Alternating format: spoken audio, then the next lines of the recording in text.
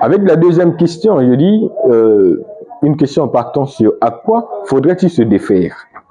Ah, je dis ceci, pour soigner entièrement sa maladie, il lui faut un détachement solide à certaines idées, à certaines habitudes. Puisque l'attachement à une conception sombre, à une mentalité prélogique, rebute les jeunes à s'adapter à un style de vie respectueux. Mais nous ne sommes plus reconnaissants, les jeunes Africains. Voilà, nous nous sommes mis en embarras et nous avons créé notre monde d'emprisonnement. Alors on disait, détache-toi de ta propre prison et construis ta propre maison de conscience. Ce n'est pas le cas. Nous, jeunes Africains, nous avons inversé cette expression. On crée notre monde où il y a l'emprise, où il y a l'obscurantisme. Voilà. Alors, pour se libérer ou bien pour libérer notre Afrique, nous jeunes Africains, nous devons d'abord volontairement prendre la décision solide, avec détermination et bien honnêteté, de nous défaire, puisque nous sommes conscients de ce monde où nous sommes enfermés. Je vais parler d'un monde qui est globalisé par le mythe et la religion. En ce qui concerne le sens mythique, je ne vais pas parler de certaines réalités qui étaient vraies, mais aujourd'hui qui ont été niées, qui ont été éradiquées, qui ont été balayées, afin de perdre nos cultures, afin de perdre notre sens africain. Non, mais je vais parler de mythes que nous nous sommes faits aujourd'hui. Je vais parler de notre attachement à l'imaginaire inconcevable. Alors, sur le plan religieux, je ne vais pas beaucoup trop parler, mais vous en savez plus. Vous savez que la religion aujourd'hui, la religion est un frais pour nous les Africains. Je le dis et je ne cesserai de dire, j'ai beaucoup de raisons. Oui, tant qu'on sera religieux, n'espérons pas vraiment à la révolution ou à la renaissance africaine. Alors, qui se dit religieux, c'est bien.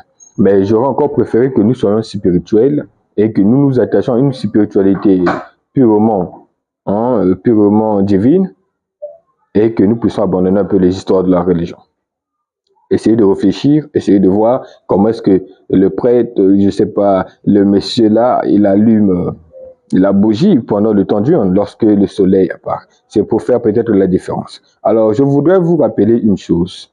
C'est que nous, les Africains, nous sommes distingués des Blancs par rapport à nos sens, à nos cultures. L'Africain est naturaliste, le Blanc est culturel. Or, qui dit la nature renvoie à un phénomène qui constitue même le siège de Dieu. Je vous rappelle ce que Spinoza disait, la nature est l'emblème représentatrice de Dieu. C'est-à-dire, on voit la nature, on voit Dieu. Par contre, le diable même que nous parlons est donc ce symbole de la culture. Ok? Aujourd'hui, il y a le soleil, on voit la bougie. On essaie de faire l'analogie entre les deux choses. Mais on ne comprend toujours pas. Donc, il faut que nous comprenions ça. Il faut que nous comprenions ça. Aujourd'hui, nous avons nos produits comme étant africains. On va nous apporter des paracétamol ou on va encore inculper des virus et voilà. À la fin, ça va encore nous créer des infections et beaucoup de choses. Donc, je dis ceci, l'Africain est naturaliste et le Blanc, il est culturel. Pas question de régner la culture, il faut être culturel. L'homme est naturel et culturel. Mais il faut savoir choisir de quelle culture s'agit-il et quelle culture pouvons-nous prendre en compte. Alors, je parlais de l'habitude. Il faut se défaire de l'habitude. Aujourd'hui, l'habitude a créé une pluralité de situations en Afrique. Nous ne le savons peut-être pas, mais oui, c'est vrai. Oui, sur le plan littéraire, artistique, sur le plan politique, social, sur tous les plans, l'habitude. J'ai tenté une expérience avec les concepts, même français, dont les gens, la plupart ne connaissent pas le sens. Je prends l'exemple du concept polar. Dans la plupart en Afrique, on pense que polar, ça veut dire nul, alors que polar, ça voudrait dire.